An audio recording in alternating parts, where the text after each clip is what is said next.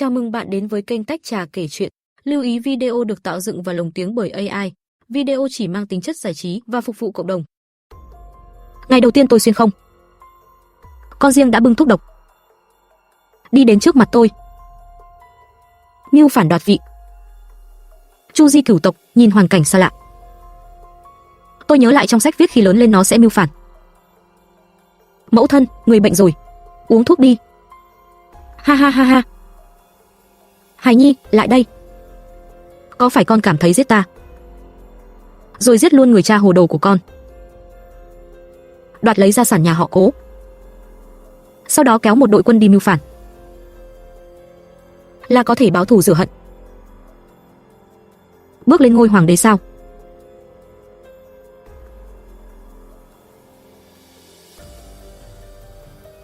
Cầm lấy. Đứa trẻ ngốc. Mưu phản là vụ mua bán rủi ro cao nhất, lợi nhuận thấp nhất. Nghe lời nương, chúng ta không mưu phản nữa. Chúng ta đi thi khoa cử làm một quyền thần, lại làm một cự tham. Như vậy không tốt sao? Nói hưu nói vượn cái gì vậy? Con là cô nhi của thái tử tiền triều. Nhà họ Cố nhận nuôi con, chẳng qua là để đương kim hoàng đế thể hiện sự nhân đức của ông ta. Ta có nói bậy hay không? Trong lòng con tự rõ. Con đường mưu phản này nghe thì oai phong, nhưng thực tế thì sao? Cửu tử nhất sinh. Thắng thì con ngồi ôm thiên hạ, thua thì chu di cửu tộc. Đến cả một tấm bia mộ cũng không có. Nhưng thi khoa cử thì khác. Con nghĩ xem 10 năm gian khổ học hành, kim bảng đề danh, bước vào chốn quan trường. Từ nay trời cao mặc chim bay, biển rộng mặc cá lội.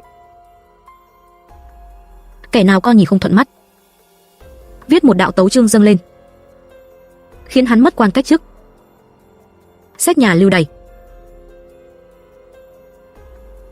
Khoa cử phải thi lời của thánh nhân, phải trung quân ái quốc. Lời ngoài miệng nói và suy nghĩ trong lòng có thể là một sao. Xem cái này đi, nương chuẩn bị cho con toàn là kiến thức thực tiễn. Thằng bé cúi đầu nhìn cuốn sổ làm đảo lộn tam quan của nó, lại ngẩng đầu nhìn tôi. Sát ý trong ánh mắt nó đã sớm rút đi, thay vào đó là một loại cảm xúc phức tạp. Rất lâu sau, Cố Hàn nắm chặt cuốn sổ, ánh mắt kiên định trong chốc lát. Thằng bé xoay người bước đi, quên luôn cả bát thuốc độc kia. Mấy ngày tiếp theo, Cố Hàn tự nhốt mình trong phòng, không gặp ai cả. Tôi được nhàn rỗi, bắt đầu làm quen với thân phận mới này. Nguyên chủ tên là Liễu Hàm Yên, là thứ nữ của phủ thái sư, đàn bà không có não, nhưng tâm địa độc ác. Trượng phu Cố Hưu Bình là một công tử bột học đòi văn nhã. Nhà họ Cố to lớn này, nội trạch do lão phu nhân cay nghiệt tham tiền quản lý, còn cửa hàng dụng đất bên ngoài thì bị mấy người chú bác anh em chi thứ thao túng, năm nào cũng báo lỗ. Trong nguyên tắc, Cố Hàn ở trong hoàn cảnh này vẫn có thể dựa vào thuộc hạ cũ mở ra một con đường máu. Bây giờ tôi đến rồi, con đường của nó nên đổi cách đi rồi. 3 ngày sau, Cố Hàn cuối cùng cũng bước ra khỏi phòng. Thằng bé đi đến trước mặt tôi, không hành lễ, chỉ nhìn tôi chằm chằm. Trong tay nó vẫn cầm cuốn sổ bị nó lật đến mức sờn mép. Người nói đúng, mưu phản là hạ sách. Nghĩ thông suốt rồi. Nghĩ thông suốt rồi. Con muốn thi khoa cử. Tốt, từ hôm nay trở đi, việc giáo dục của con do đích thân ta phụ trách. Cố Hưu Bình đang ngồi trong thư phòng, nghe tin xong hoảng hốt suýt đánh đổ nghiên mực. Phu nhân, chuyện này sao được? Vẫn nên mời một vị Tây Tịch tiên sinh nghiêm khắc đến thì hơn. Lão gia không tin tưởng thiếp sao? Không. Phu nhân nói gì cũng đúng. Tôi lười nói nhảm với ông ta, trực tiếp bắt đầu cuộc huấn luyện ma quỷ cho Cố Hàn. Tôi không đưa Cố Hàn đến thư viện, mà đưa nó đến phòng thu chi ở thành Nam. Trong phòng, nhị thúc Cố Hưu Đức thuộc chi thứ của nhà họ Cố, đang đối chiếu sản lượng thu hoạch ruộng đất năm nay. Đại tẩu, sao lại có thời gian đến nơi dơ bẩn này? Đến xem thu hoạch năm nay. Ây da đại tẩu. Tẩu đừng nhắc nữa. Năm nay vừa thiên tai vừa nhân họa. Ruộng đồng thất thu không một hạt.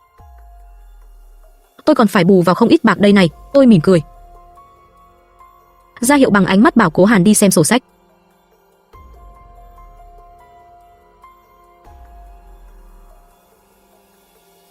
Để ta. Nhìn không ra vấn đề sao?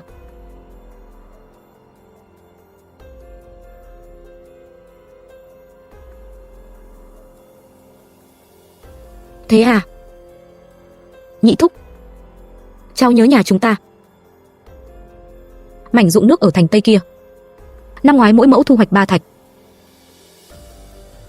Năm nay mưa thuận gió hòa. Sao trên sổ sách lại ghi chỉ có 2 thạch?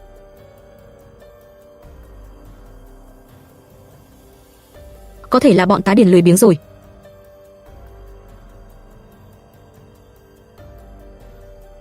Ồ, vậy khoản tiền hỏa hao nộp cho quan phủ này sao lại cao hơn giá thị trường năm ngoái 3 thành? Cháu lại nghe nói tri phủ mới đến, đại nhân là người thanh liêm nhất,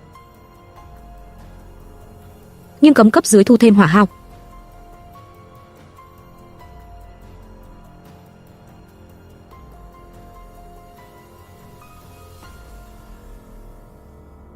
À, chưa từng nghĩ tới, trong một cuốn sổ sách bình thường lại ẩn chứa nhiều bùn nhơ như vậy.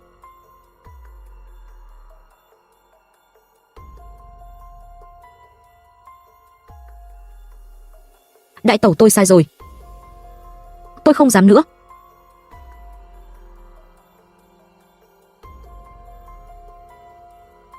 Nhìn hiểu chưa?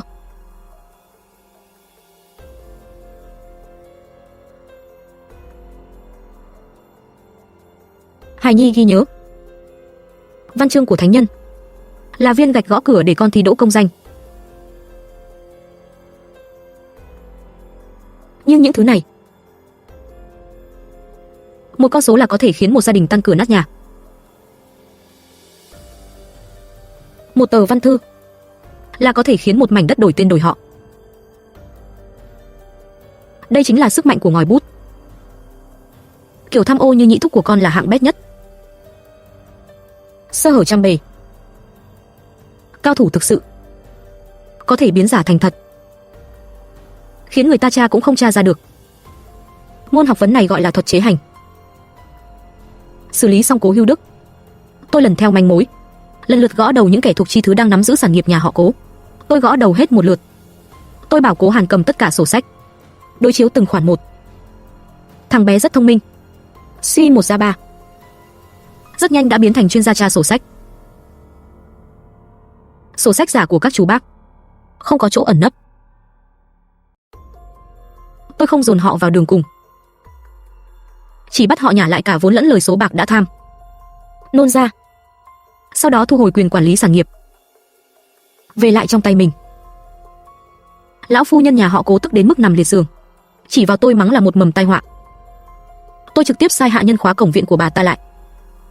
Một ngày 3 bữa cháo hoa rau muối, gọi mỹ miều là cầu phúc cho lão phu nhân. Cần phải thanh tâm quả dục. Cố Hưu Bình nhìn thủ đoạn sấm rền gió cuốn của tôi, sợ đến mức không dám nói thêm một lời nào. Mỗi ngày trốn trong thư phòng giả vờ như mình không tồn tại. Toàn bộ nhà họ Cố trong vòng nửa tháng đã hoàn toàn bị tôi kiểm soát. Đây là số bạc thu hồi lại được. Một phần dùng để chạy trọt quan hệ, mời người thầy tốt nhất cho con, mua những cuốn sách quý giá nhất. Phần còn lại là kinh phí hoạt động của con. Người muốn con làm gì? Rất đơn giản. Đi kết giao với những người này. Làm quan không phải chỉ dựa vào đọc sách giỏi là được. Mạng lưới quan hệ chính là vũ khí của con. Đối với hương thân phải khiến họ cảm thấy con tiền đồ vô lượng, bằng lòng đầu tư. Đối với nha dịch thì ban cho ân huệ nhỏ, lúc mấu chốt có thể báo tình báo cho con. Còn với nữ tử Thanh Lâu này, đừng có nghĩ bậy. Nơi đó là nơi tin tức nhạy bén nhất. Những vương tôn công tử kia uống nhiều rượu, chuyện gì cũng nói ra ngoài. Điều con phải học là tìm ra những thứ hữu dụng trong mớ thông tin hỗn tạp này. Cái này gọi là phân tích tình báo. Đi đi, đừng sợ. Con là người sẽ làm quyền thần, chứ không phải làm thánh nhân. Nước trong quá thì không có cá, người xét nét quá thì không có bạn. Người thực sự lợi hại, có thể nở ra bông hoa đẹp nhất trong vũng bùn. Cố Hàn đi rồi. Thằng bé bắt đầu làm theo sự chỉ bảo của tôi, đang dệt màng lưới quan hệ đầu tiên trong đời nó. Nó không còn là thiếu niên chỉ biết nấp trong bóng tối, dùng hận thù để nuôi dưỡng bản thân nữa. Sự thay đổi của nó tôi đều nhìn thấy, và vui mừng trong lòng. Tôi mời cho nó người thầy tốt nhất toàn thành, dạy nó kinh sử tử tập, thi từ ca phú. Ban ngày nó là chàng thiếu niên tuấn tú cần cù hiếu học. Ban đêm thì bắt đầu khóa học về tâm thuật đế vương của tôi. Hài Nhi ghi nhớ, quyền lực là liều xuân dược tuyệt vời nhất, đồng thời cũng là liều thuốc độc chết người nhất. Phải luôn ghi nhớ. Con sử dụng quyền lực là để đạt được mục đích của mình. Vậy mục đích của con là gì? Mục đích của con đương nhiên là tận hưởng niềm vui do quyền lực mang lại. Tôi biết những thứ này. Hiện tại nó vẫn chưa thể hoàn toàn hiểu được, nhưng không sao. Hạt giống đã được gieo xuống, sẽ có một ngày sẽ bám rễ nảy mầm. Thời gian trôi qua thật nhanh. Thoát cái 3 năm đã qua. Cố Hàn đã lớn lên thành một thanh niên. Hắn kế thừa dung mạo ưu việt của huyết mạch hoàng gia. 3 năm nay hắn điên cuồng tiếp thu những kiến thức tôi dạy. Học vấn dưới sự chỉ bảo của danh sư, tiến bộ vượt bậc. Thủ đoạn của hắn cũng dưới sự truyền đạt bằng lời nói và việc làm của tôi mà ngày càng lão luyện. Hắn đã không còn là đứa trẻ cần tôi phải cầm tay chỉ bảo nữa. Nhà họ Cố hiện tại được hắn quản lý đâu vào đấy. Những sản nghiệp từng bị chi thứ phá hoại kia, trong tay hắn đã cải tử hồi sinh, càng thêm hưng vượng. Hắn dùng phương pháp tôi dạy, ân uy tịnh thi, biến đám đầu sỏ trong thành và lại dịch quan phủ đều quy thuận thành người của mình. Cố Hưu Bình và lão phu nhân bị gạt ra ngoài lề, trở thành linh vật của phủ họ Cố. Tôi cũng trở thành Cố phu nhân mà ai ai cũng kính sợ. Ngày thi hương ngày càng đến gần rồi.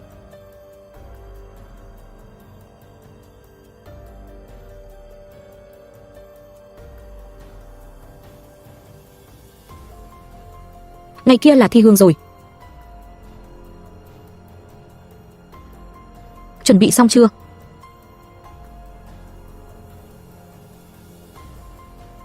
Con nghe nói chủ khảo quan lần này là Trần Ngự Sử. Ông ta làm người cương trực công chính, là người ghét cay ghét đắng những kẻ đầu cơ trục lợi. Con đang lo lắng điều gì?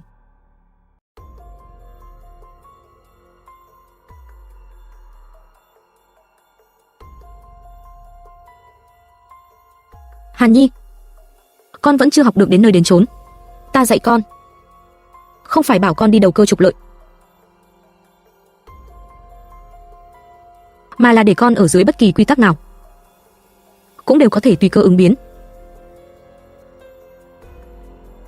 Như thanh lưu kiểu Trần Ngự Sử đây, vàng bạc châu báu, tất nhiên ông ta không coi vào mắt. Nhưng nếu là chân tích thư pháp của Vương Văn Chi tiền triều mà ông ta yêu thích nhất thì sao? Sao người biết?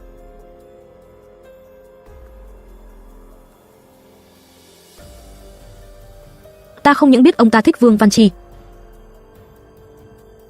ta còn biết ông ta vì tìm bản phỏng theo khoái tuyết thời tình thiếp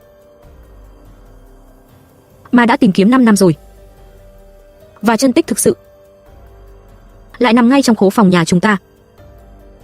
Là cha con năm đó đã bỏ ra số tiền lớn để mua về trang điểm thể diện. Đấy. Ngày mai con đích thân đi bái phỏng Trần Ngự Sử. Đừng nhắc đến chuyện thi cử. Biết ông ta là người cùng sở thích, đặc biệt đến mời ông ta thưởng giám. Nếu ông ta nhận lấy thì vị trí đầu bảng thi hương của con coi như nắm chắc. Nếu ông ta không nhận thì cũng không sao. Lễ nghĩa của con chu toàn. Ông ta chỉ cảm thấy con là một hậu bối tôn sư trọng đạo. ấn tượng đối với con sẽ tăng vọt. Dù thế nào đi nữa, con cũng không thiệt. Ghi nhớ, cảnh giới cao nhất của việc tặng quà là tặng chúng ngay bề mặt mong muốn trong tim đối phương, khiến ông ta không thể từ chối. Thậm chí sau khi nhận xong, còn phải cảm ơn con.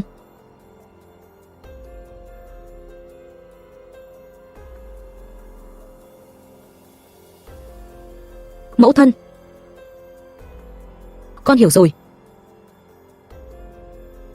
Nó gọi tôi là mẫu thân rồi.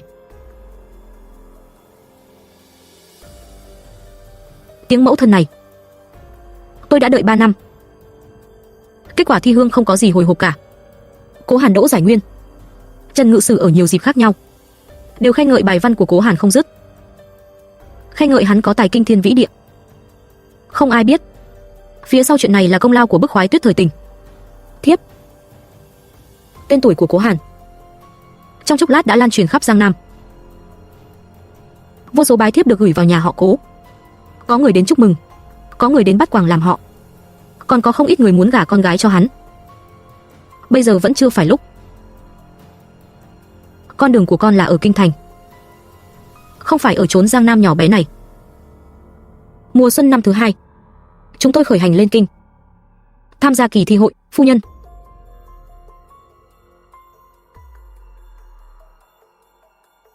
Phu nhân, nàng và Hài Nhi đúng là kỳ lân của nhà họ Cố ta mà. Cố Hưu Bình ta có tài đức gì chứ?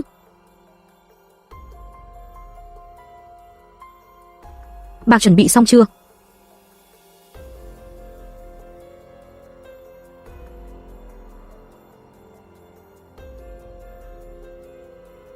Lên kinh ứng thí, dọc đường chi tiêu và quà cáp đút lót. Nhà họ Cố hiện tại đã sớm không còn là cái vỏ rỗng tuếch của 3 năm trước nữa rồi. Mấy mối làm ăn tôi bảo Cố Hàn làm đều đã kiếm lời đầy bồn đầy bát. Chúng ta lên kinh thành không chỉ là đi thi, mà càng là để đầu tư. Kinh thành là dưới chân thiên tử, là trung tâm quyền lực. Mỗi vị quan viên ở đây, mỗi một thế gia đều có thể trở thành trợ lực trong tương lai. Vừa đến kinh thành, tôi đã bảo Cố Hàn cầm danh thiếp của tôi đến bái phòng phủ thái sư nhà mẹ đẻ tôi.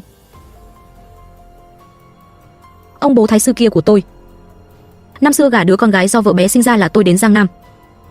Bây giờ tôi dẫn theo vị đích tử tiền đồ vô lượng trở về. Thái độ của bọn họ có thể đoán được. Quả nhiên phủ thái sư đối với tôi chẳng buồn ngó ngàng, nhưng đối với giải nguyên Cố Hàn lại khách khí vô cùng. Vị đích mẫu kia của tôi ngoài cười nhưng trong không cười, nắm lấy tay Cố Hàn, trong lời nói ngoài mặt đều ngụ ý muốn đem đứa cháu gái ruột hứa gả cho Cố Hàn. Cố Hàn đối phó không để lọt một giọt nước, vừa không nhận lời cũng không từ chối, treo khẩu vị của họ lên thật cao. Tại sao phải để ý đến những kẻ nịnh bợ quyền thế này?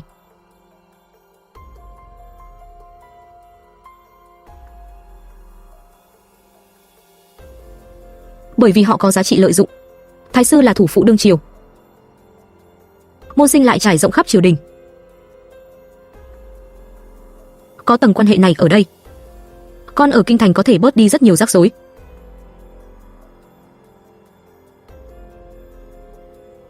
Còn về chuyện hôn sự của con, càng là một khoản đầu tư chính trị quan trọng.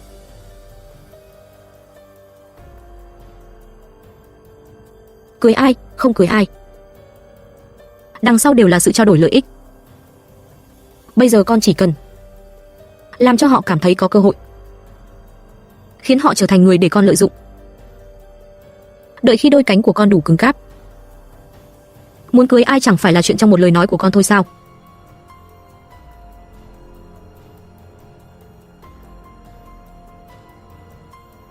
Trước thềm kỳ thi hội, kinh thành ẩn chứa sóng ngầm. Các lộ sĩ tử đều trổ tài năng của mình. Tôi bảo Cố Hàn không cần làm gì cả, chỉ việc an tâm đọc sách. Bởi vì tôi đã sớm điều tra rõ rồi. Đế sư Trương Các Lão, vị Trương Các Lão này là hòn đá còn cứng đầu hơn cả Trần Ngự Sử. Dầu muối không ăn, đối phó với loại người này, cách tốt nhất là dùng thực lực để nói chuyện. Quả nhiên sau khi kỳ thi hội ít bảng, cái tên Cố Hàn đã chễm trệ trên đó. Đứng đầu bảng, hội nguyên liên chúng Lưỡng Nguyên, cả kinh thành đều chấn động. Tất cả mọi người đều biết chỉ cần không có gì bất trắc, Trạng Nguyên năm nay không ai khác ngoài Cố Hàn.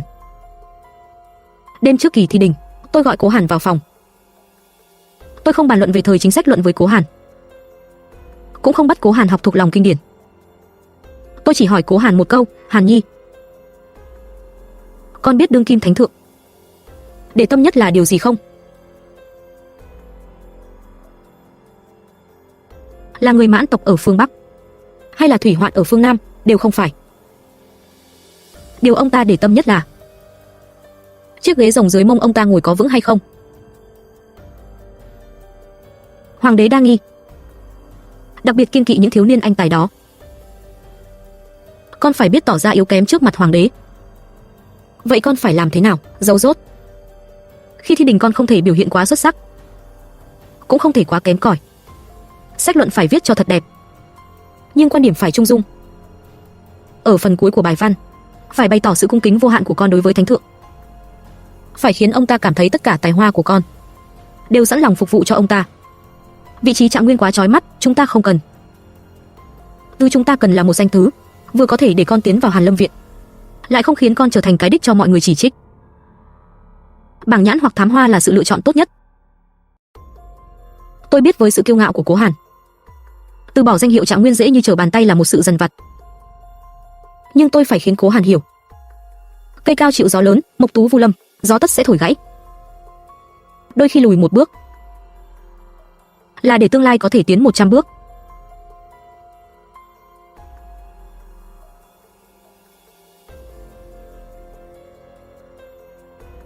Ngày thi đình đó, hoàng đế đích thân khảo vấn. Biểu hiện của Cố Hàn đã thực hiện kế hoạch của tôi một cách hoàn hảo, không để lộ tảng sáng, không giò nước, nhưng lại luôn thể hiện tài năng sắc bén. Cuối cùng hoàng đế đại bút vung lên, khâm điểm Cố Hàn là đệ tam danh thám hoa ở Nhất Giáp. Tin tức truyền đến, nhiều người đều cảm thấy tiếc nuối cho Cố Hàn. Chỉ có tôi và Cố Hàn tự biết, đây mới là sự khởi đầu tốt nhất. Cố Hàn chính thức bước vào chốn quan trường. Cuộc sống ở kinh thành phức tạp hơn gấp trăm lần so với khi ở Giang Nam.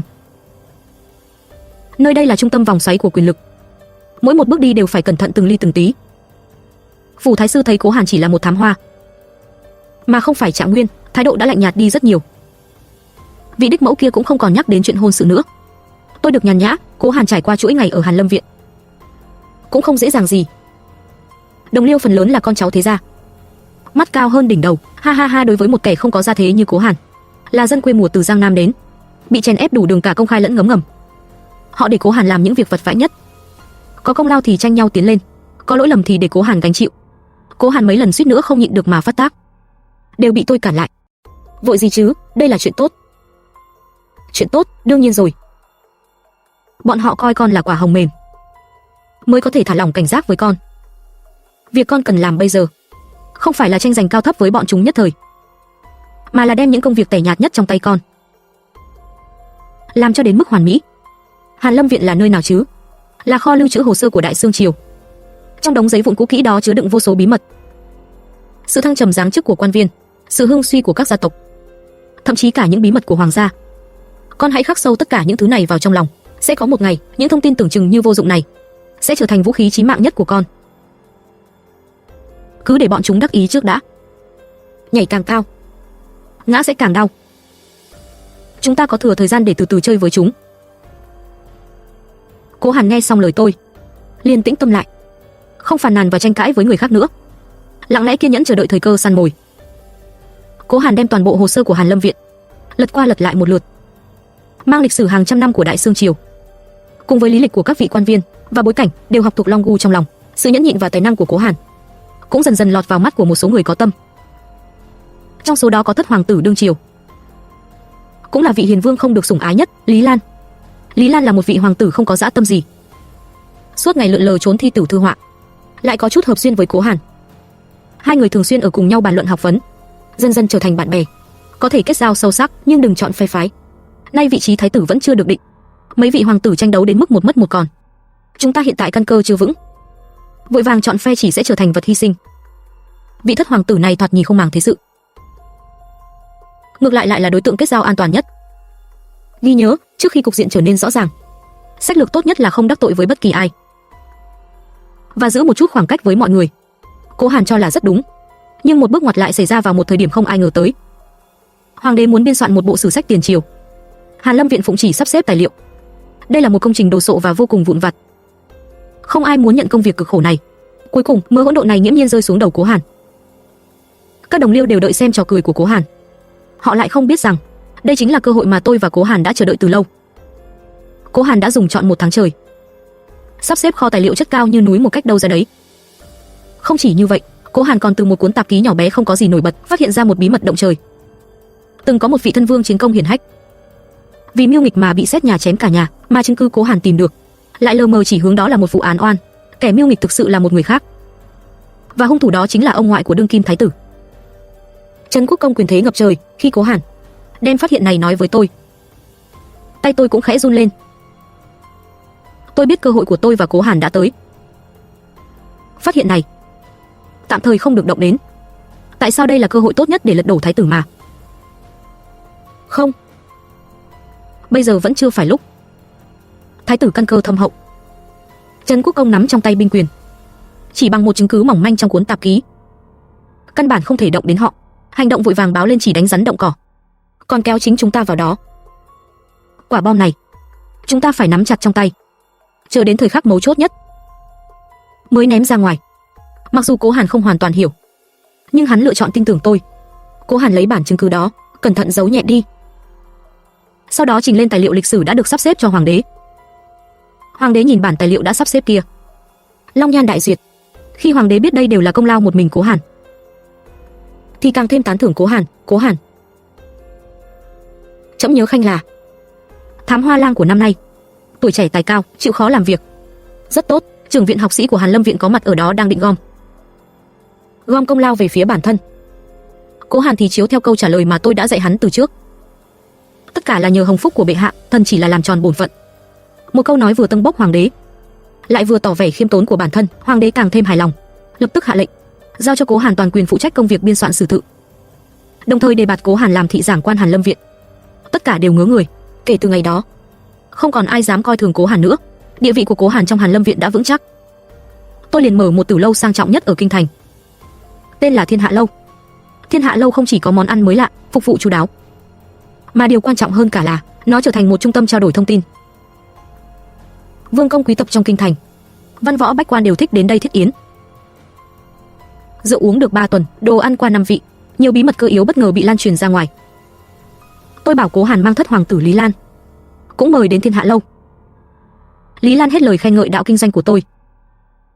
Tôi bèn lơ đãng tiết lộ cho ông ta một vài tin đồn không mấy tốt đẹp về thái tử và Trấn Quốc Công.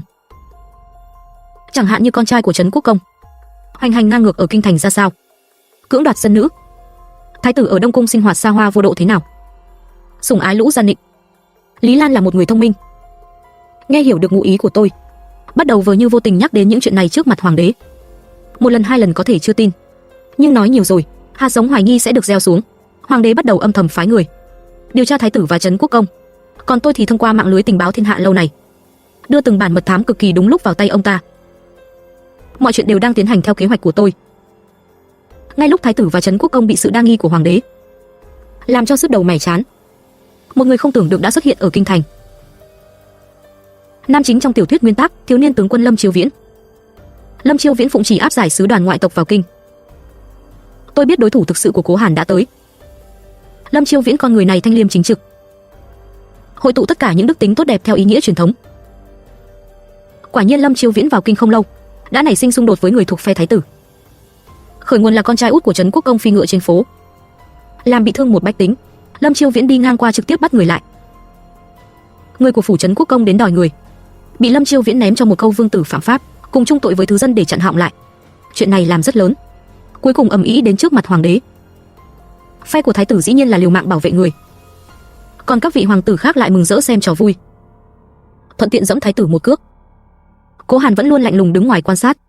Chúng ta nên làm thế nào đây? Không làm gì cả, cứ để mặc cho bọn chúng chó cắn chó.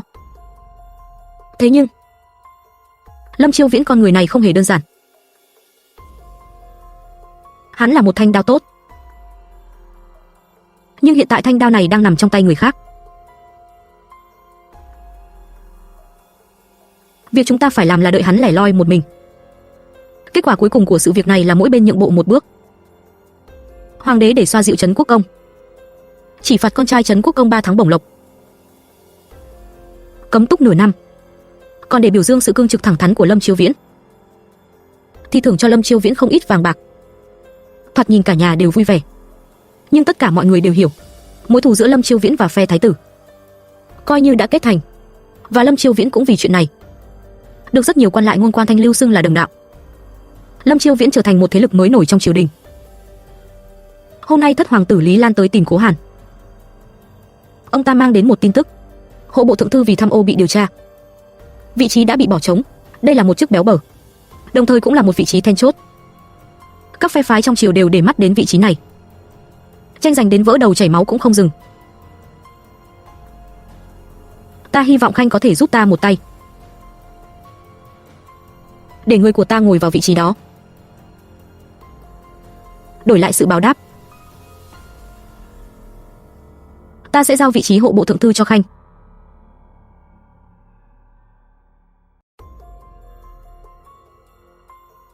Từ chối ông ta đi. Tại sao? Đây là cơ hội tốt nhất để chúng ta bước vào trung tâm cốt lõi quyền lực. Con quên lời ta nói rồi sao? Không được vội vàng chọn phe. Cục diện hiện tại giống như một ván cờ.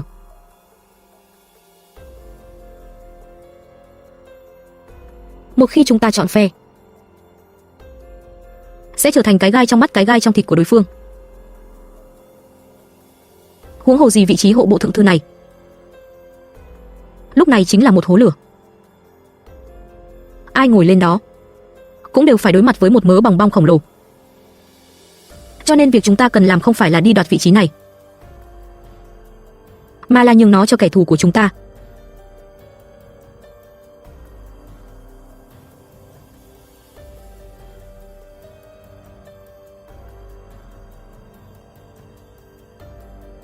Thái tử không phải vẫn luôn muốn cắm người của mình vào sao? Chúng ta giúp y một tay.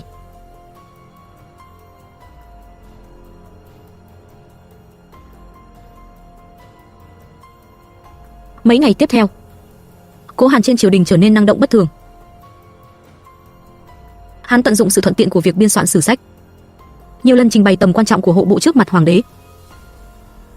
Tuy hắn không nói thẳng ra là ủng hộ ai, nhưng ý ngoài mặt ý trong câu đều hướng đến ông cậu của thái tử là Lý Vĩ. Hoàng đế vốn không thích ông ta, nhưng không chịu được việc người của phe thái tử ngày ngày thổi gió bên tai, lại thêm một nhân tài thanh lưu mang tính trung lập như Cố Hàn. Hoàng đế đã bị thuyết phục, động lòng rồi. Hoàng thượng cảm thấy để Lý Vĩ là người phe mình quản lý túi tiền, còn hơn để người của những vị hoàng tử mà hoàng thượng không tín nhiệm đến quản lý, sẽ yên tâm hơn trong tiếng ồn ào đầy tranh cãi. Hoàng đế bác bỏ mọi ý kiến trái chiều, bổ nhiệm Lý Vĩ làm hộ bộ thượng thư nhiệm kỳ mới.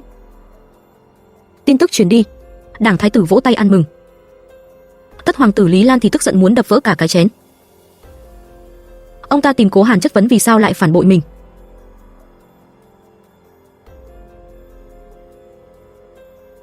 Điện hạ bớt giận. Hạ quan chỉ tự sự luận sự, thảo luận dựa trên sự thật, tuyệt đối không thiên vị bất cứ kẻ nào. Quốc Cữu gia tuy tài cán bình thường, nhưng thắng ở chỗ là hoàng thân quốc thích, có thể trấn áp được cục diện.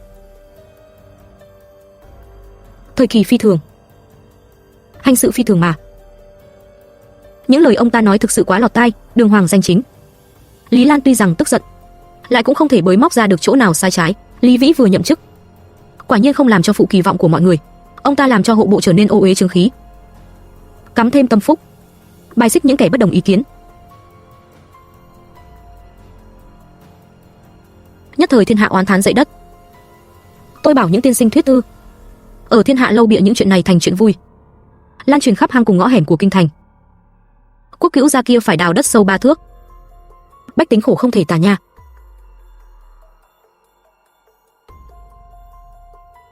Dân oán bị kích động lên đến cực điểm, ngay cả những quan lại vốn ủng hộ thái tử cũng bắt đầu dao động rồi.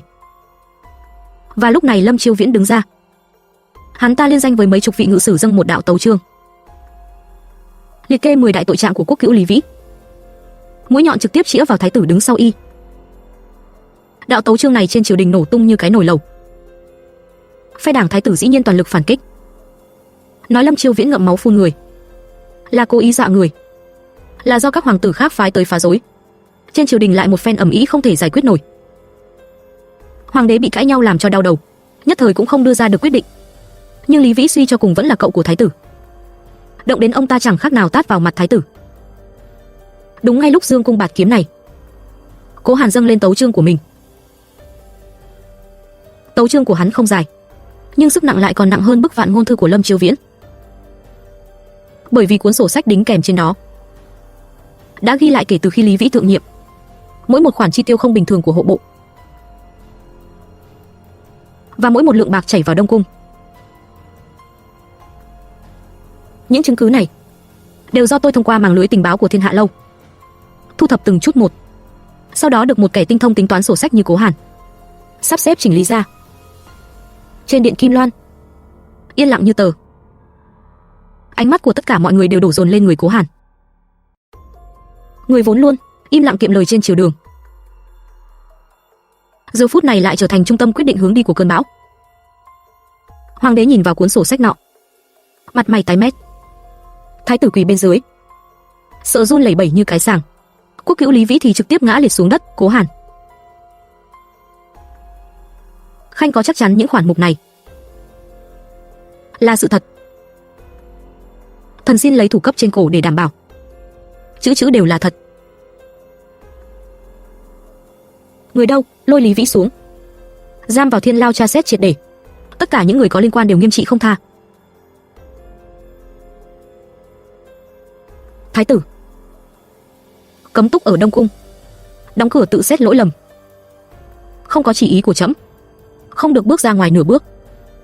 Một trận phong ba kinh thiên động địa trên triều đường cứ như vậy bị một cuốn sổ nhẹ bẫng của Cố Hàn vẽ lên một dấu chấm hết. Quốc cữu Lý Vĩ cuối cùng bị phán trảm lập quyết. Phe đảng thái tử thụ đổ hồ tôn tán, cây đổ khỉ xé nhau chạy. Mấy chục vị quan viên bị liên lụy phải vào tù. Cố Hàn vạch trần có công, được thăng làm hộ bộ thị lang. Hắn cuối cùng cũng bước vào trung tâm quyền lực thực sự. Điều quan trọng hơn cả, hắn đã chứng minh được giá trị của bản thân mình. Thất hoàng tử Lý Lan lại một lần nữa ném cành ô liu, ngỏ ý hợp tác cho Cố Hàn. Cố đại nhân, bản vương thật tâm muốn.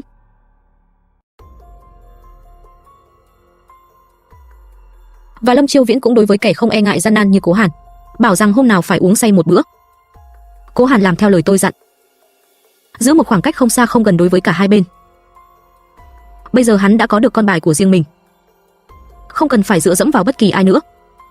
Thái tử bị lật đổ, cục diện quyền lực trên triều đình xuất hiện sự trống rỗng.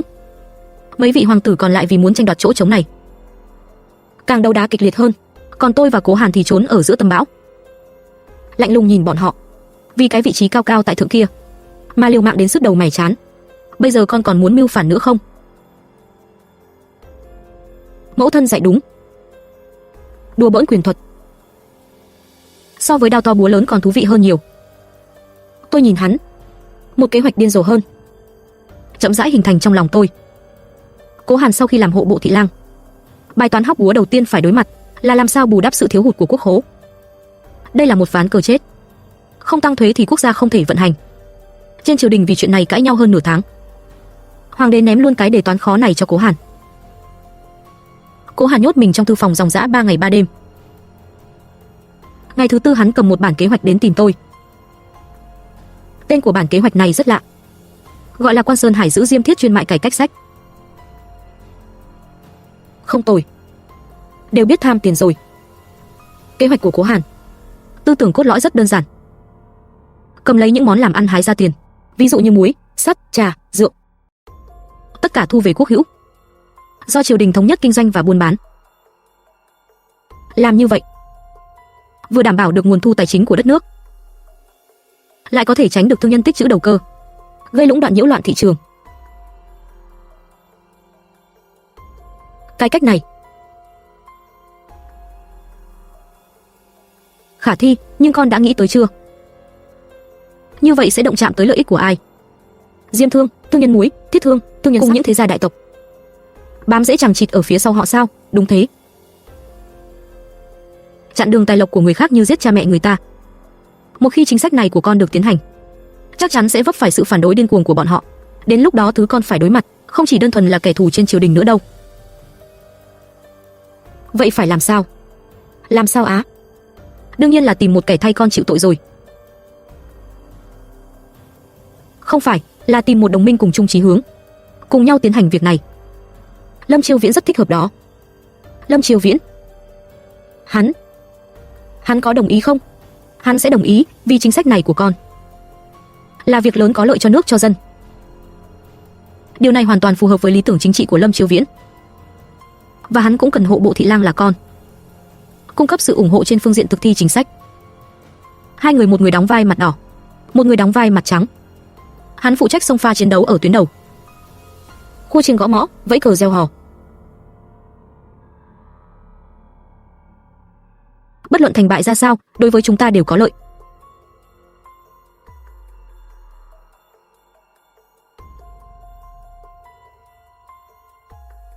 Trong lòng tôi đúng là một thiên tài. Tôi hân hoan tiếp nhận lời khen này. Cố Hàn đi tìm Lâm Chiêu Viễn. Quá trình diễn ra còn suôn sẻ hơn tôi tưởng tượng. Vì nước vì dân, chết không hối hận. Ta bằng lòng cùng ngươi tiến hành cuộc cải cách vĩ đại này.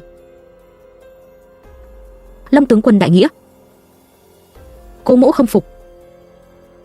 Ta Cố mỗ dĩ nhiên, chính sách vừa đưa ra liền gặp phải sự phản đối điên cuồng. Bọn họ gán cho Lâm Chiêu Viễn và phủ cố một cái mũ lớn là tội tranh lợi của dân, nhiễu loạn quốc bản. Trong lúc nhất thời, những tấu chương đàn hạc bọn họ chất thành đống ngoài cửa cung hoàng đế. Nhưng lần này, hoàng đế lại ngoài dự đoán của mọi người đứng về phía Lâm Chiêu Viễn và Cố Hàn. Nguyên nhân rất đơn giản. Quốc khố trống rỗng, làm hoàng đế như ông ta đương nhiên một chút cũng không sung sướng gì. Bây giờ có người chịu đứng ra kiếm tiền thay ông ta cớ gì lại không làm? Có sự ủng hộ của hoàng đế, việc biến pháp bắt đầu được tiến hành trong gian nan. Lâm Chiêu Viễn phát huy trọn vẹn bản sắc dũng cảm của mình. Trên triều đình hắn đã hùng biện trước quần nho, dùng sức của một mình đối kháng với cả tập đoàn phe bảo thủ. Danh tiếng của hắn trong đám thanh lưu và bách tính đã lên đến đỉnh điểm. Chỉ mới có nửa năm, thu nhập của quốc khố đã tăng gấp đôi. Hoàng đế nhìn đống bạc trắng hoa hoa kia, cười tới mức không khép được miệng. Trên triều đình đã nhiều lần đích danh biểu dương Lâm Chiêu Viễn và Cố Hàn. Lâm Chiêu Viễn thu hoạch được danh vọng, hoàng đế thu hoạch được tiền bạc, còn thứ Cố Hàn thu được chính là quyền lực thực sự. Bây giờ Diêm Thiết Ti mới được thành lập, từ trên xuống dưới đều là người của hắn. Mạng lưới chuyên doanh muối sắt của toàn quốc đều bị hắn nắm chặt trong tay.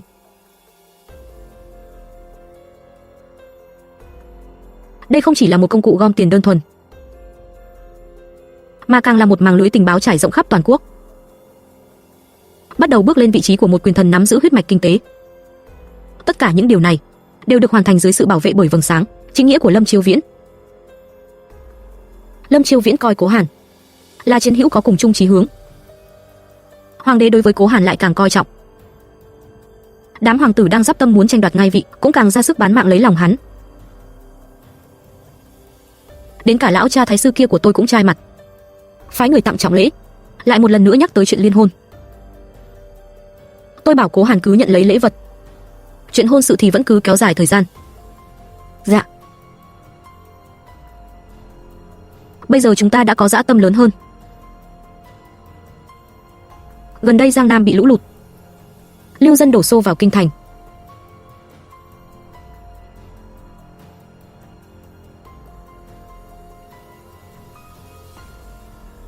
Thất điện hạ đại giá Quang Lâm nên đón chậm trễ, xin lượng thứ. Phu nhân quả là thủ đoạn cao minh. Một chiêu biến pháp Diêm Thiết, mượn danh nghĩa của Lâm Chiêu Viễn nắm bắt chính quyền quốc gia.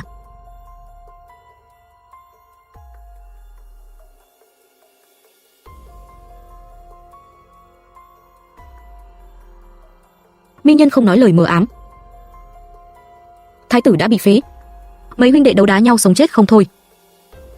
Phụ hoàng tuổi tác đã cao, thiên hạ đại xương này cuối cùng sẽ rơi vào tay ai, vẫn chưa thể biết được. Ta muốn tranh một phen. Điện hạ nói với ta những lời này là muốn Cố Hàn giúp ngài một tay. Ta biết Cố đại nhân luôn nghe lời phu nhân. Chỉ cần phu nhân gật đầu, phía Cố đại nhân thì sẽ không thành vấn đề.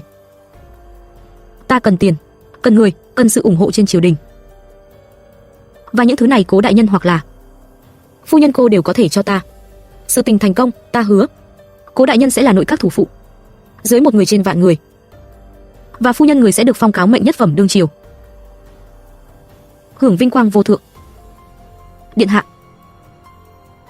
nội các thủ phụ, cáo mệnh nhất phẩm, nghe thì hay thật đấy. Nhưng ngài đã từng nghĩ tới chưa? Ý phu nhân là sao? Thay vì phò tá người khác lên làm hoàng đế, tại sao không để cho Cố Hàn lên làm chứ? Ngươi điên rồi. Câu này nếu truyền ra ngoài là tội chết Chu Di cửu tộc đấy. Điện hạ sợ gì chứ? Ở đây không có người ngoài.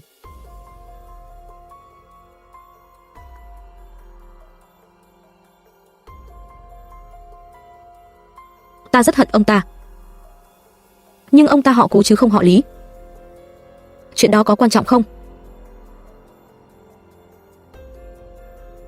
Vị khai quốc hoàng đế tiền triều không phải cũng là một đứa trẻ chăn bò đó sao? Thiên hạ, ngài tưởng là thân phận thực sự của Cố Hàn rốt cuộc là gì? Lẽ nào ngài không tò mò? Một gia đình thương gia ở Giang Nam, tại sao lại nhận nuôi một đứa trẻ? Mà đứa trẻ đó lại vừa vặn là người mà tiên đế điểm danh muốn chiếu cố. Đúng thế. Hắn chính là huyết mạch duy nhất của thái tử tiền triều.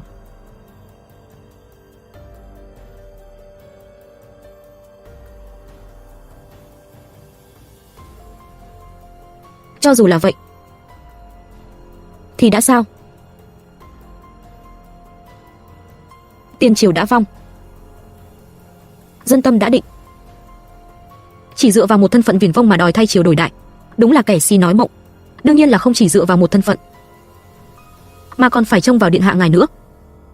Điện hạ tuy rằng là một hoàng tử, nhưng ngài không có ưu thế nào cả.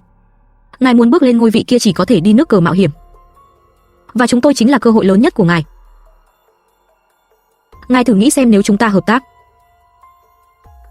Ngài ở ngoài sáng, chúng tôi ở trong tối. Lợi dụng thân phận hoàng tử của ngài, phát triển thế lực của ngài trong triều. Chúng tôi sẽ sử dụng thân phận cùng với nguồn tiền tài trong tay, ngấm ngầm liên lạc với các cựu đảng tiền triều, chiêu binh mãi mã. Đợi đến lúc thời cơ chín muồi, ngài sẽ phát động chính biến trong cung, thanh trừng gian thần bên cạnh vua. Chúng tôi ở ngoài thành lấy danh nghĩa khôi phục chính thống, giấy binh hưởng ứng. Đến lúc đó, thiên hạ chính là của chúng ta. Sự việc thành công, ngài làm vua ở phương Bắc, Cố Hàn làm hoàng đế ở phương Nam, lấy Trường Giang làm ranh giới mà trị, nước giếng không phạm nước sông. Chẳng phải tốt hơn bộ dạng nơm nớp lo sợ của ngài hiện tại? Không biết khi nào mình lại trở thành miếng thịt nằm trên thớt của kẻ khác.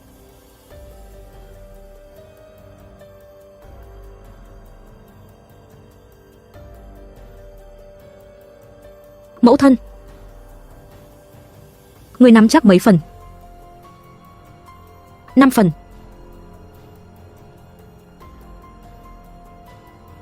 Có thấp quá không? Không thấp, việc mưu triều xoán vị như thế này, có 1 phần hy vọng cũng đã đáng để đánh cược. Huống hồ gì chúng ta có tận 5 phần.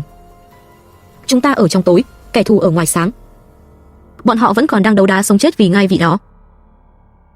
Lý Lan sẽ là bức bình phong hoàn hảo nhất của chúng ta. Hắn sẽ thay chúng ta thu hút hết thảy mọi hỏa lực. Còn chuyện con phải làm chính là tiếp tục trèo lên vị trí cao hơn. Con hiểu rồi. Từ ngày hôm đó, Cố Hàn đã thay đổi, bắt đầu bộc lộ sự sắc bén của mình từng chút một. Hắn không còn cố ý giữ khoảng cách với Lâm Chiêu Viễn nữa, mà là chủ động hợp tác với hắn ta, vì bản thân mà thu vén danh tiếng. Hắn cũng không cự tuyệt sự lôi kéo của các vị hoàng tử khác nữa, mà là khéo léo cư xử tùy cơ ứng biến giữa họ, lợi dụng mâu thuẫn của bọn họ mà mưu cầu lợi ích cho bản thân. Hắn làm quan ngày càng lớn, từ hộ bộ thị lang rồi thăng lên công bộ thượng thư, rồi lại đến lại bộ thượng thư. Chỉ với thời gian 5 năm ngắn ngủi, hắn đã nhờ vào thủ đoạn và thành tích phi thường của mình, thành công bước vào nội các.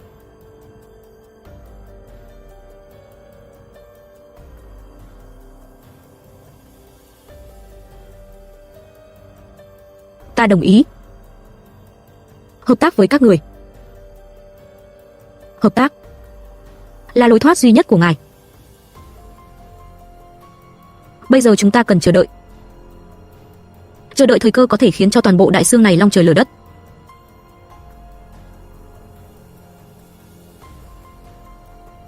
Thời cơ. Vào năm thứ 2 sau khi Cố Hàn vào các, thời cơ đã tới. Lão hoàng đế bệnh nặng, đã không còn khả năng xử lý triều chính, nhưng vị trí chữ quân vẫn chần chừ chưa thể định ra. Mà đây cũng chính là thời điểm tôi đã chờ đợi từ lâu. Trong một đêm mưa gió sắp kéo tới, tấm lưới vô hình lặng lẽ được thu hồi. Tam hoàng tử tưởng rằng đã mua chuộc được thống lĩnh cấm quân, chắc chắn nắm trong tay phần thắng. Nhưng hắn không biết, người đó đã sớm là người của chúng ta.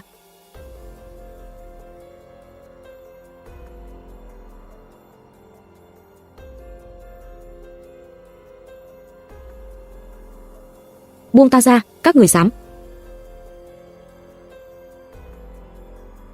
Một trận chính biến trong chớp mắt biến thành dẹp loạn. Tam hoàng tử bị bắt sống ngay tại trận. Tảo chiều ngày hôm sau, Lý Lan áp giải Tam hoàng tử, khóc lóc kể lể với hoàng đế đang nằm trên giường bệnh. Cố Hàn với tư cách là nhân chứng, đã đem lá thư mật trao đổi được làm giả giữa Tam hoàng tử và thống lĩnh cấm quân lấy ra.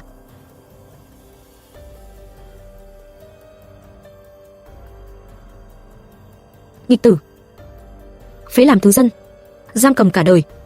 Mọi người vẫn chưa kịp định thần lại, đội quân phản nghịch của Ngũ hoàng tử đã binh lâm thành hạ, đánh tới dưới chân thành.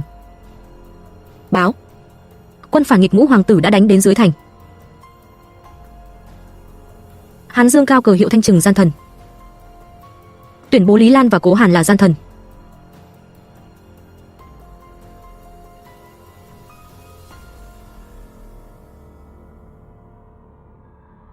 Kinh thành chớp mắt rơi vào cơn hoảng loạn, nhân tâm trên triều hoang mang lo sợ. Ngay vào lúc này, Lâm Chiêu Viễn đã đứng ra, chủ động xin dẫn quân xuất thành nghênh kích phản quân.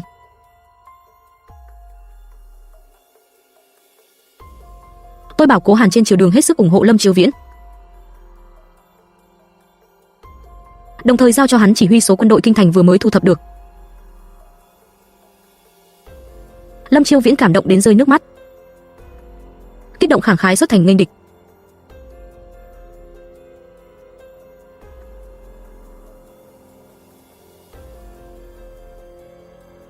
Thế nhưng kết quả vậy mà lại đại bại. Khi tin tức truyền về kinh thành, toàn triều chấn động, tất cả mọi người chìm vào tuyệt vọng.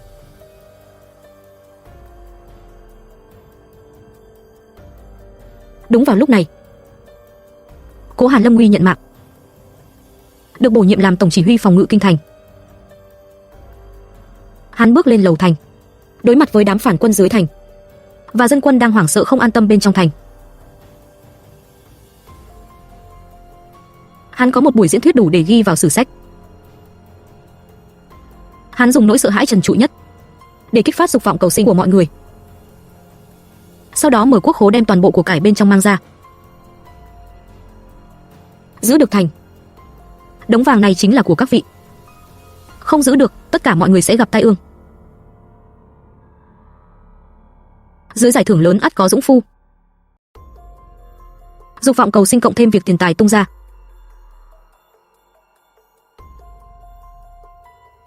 làm cho quân dân vốn đã mất đi ý chí chiến đấu bộc phát ra sức chiến đấu kinh người. 3 ngày 3 đêm tiếp theo, đám phản quân của Ngũ hoàng tử hết lần này đến lần khác lao về phía tường thành, lại hết lần này đến lần khác bị đánh bật trở lại. Cố Hàn vẫn luôn đứng yên trên lầu thành, đích thân đánh chống trợ uy. Ngày thứ tư, ngay khi quân thủ thành kinh thành sắp cạn kiệt lương thảo vũ khí, bước ngoặt đã xuất hiện. Một đội quân dương cao lá cờ Tĩnh Nan, dẹp yên phản loạn, chớp mắt một rừng rào mác, tỏa ra luồng sáng lạnh lẽo như súng đạn. Từ phía sau tung đòn tấn công chí mạng vào phản quân, Ngũ hoàng tử bụng lưng đều bị tấn công, bị trong nháy mắt sụp đổ, bị chém ngã xuống ngựa trong lúc loạn quân.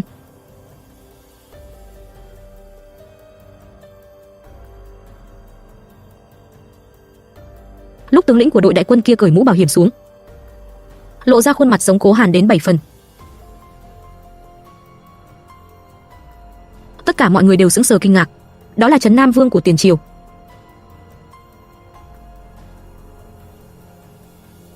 Thần cứu giá chậm trễ. Ngô Hoàng vạn tuế vạn tuế vạn vạn tuế.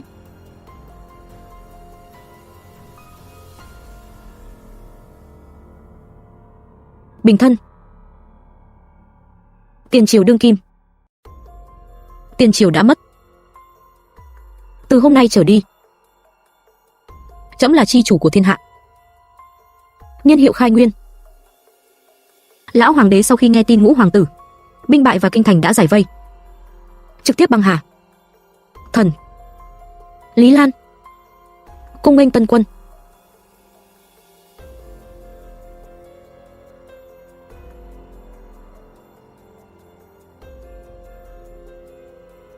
Một màn thay triều đổi đại đã được hoàn thành trong bầu không khí gần như là hòa bình. Một vương triều mới đã được sinh ra trong tay Cố Hàn. Tôi với tư cách là mẫu thân của tân hoàng được tôn làm hoàng thái hậu, dọn vào ở Từ Ninh cung. Vào ngày đăng cơ đại điển, tôi nhìn Cố Hàn khoác long bào bước lên ngai vị hoàng đế. Trong lòng bách cảm giao tập, trăm bề cảm xúc lẫn lộn. Giang Sơn này là người đã đánh hạ cho con. Người muốn thứ gì, con đều có thể cho người.